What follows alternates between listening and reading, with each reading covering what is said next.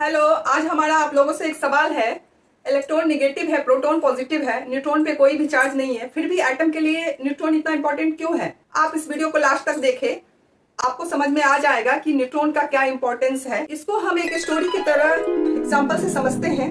Carbon को सभी जानते हैं, कार्बन अपने 6 प्रोटॉन की वजह से जाना जाता है। बट कार्बन के एटम में प्रोटॉन की संख्या तो सेम है, बट न्यूट्रॉन अलग अलग है। जैसे C12 और C14 का एक एग्जांपल लेंगे। C12 में और C14 दोनों में प्रोटॉन 6 है, बट C12 में न्यूट्रॉन की संख्या 6 और C14 में न्यूट्रॉन की संख्या 8 होगा।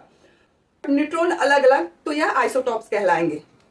और C14 का एक बहुत ही अमेजिंग रियल लाइफ यूज है, जो एलिमेंट है जो समय के साथ डिके करता है। और इसी प्रॉपर्टी का साइंटिस्ट ने ओल्ड ऑर्गेनिक मटेरियल की एज एस्टिमेट करने के लिए करते हैं, जो रेडियो कार्बन डेटिंग कहलाता है। अब सवाल यह है कि न्यूट्रॉन पे चार्ज 0 है, फिर भी इसका प्रेजेंस न्यूक्लियस के लिए बहुत इंपॉर्टेंट है।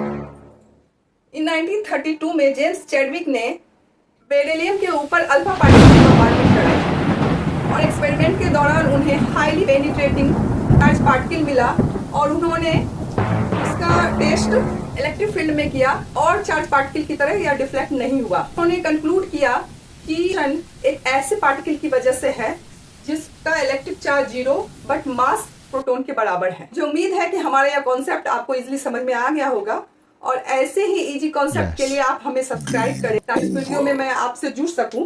1935 में चैडविक को फिजिक्स के लिए नोबेल प्राइज भी मिला। बहुत ही इंपॉर्टेंट पॉइंट है, इसको आप याद कर ले। प्रोटॉन बताता है कि एलिमेंट कौन सा है, जबकि न्यूट्रॉन की संख्या बदलने से उस एलिमेंट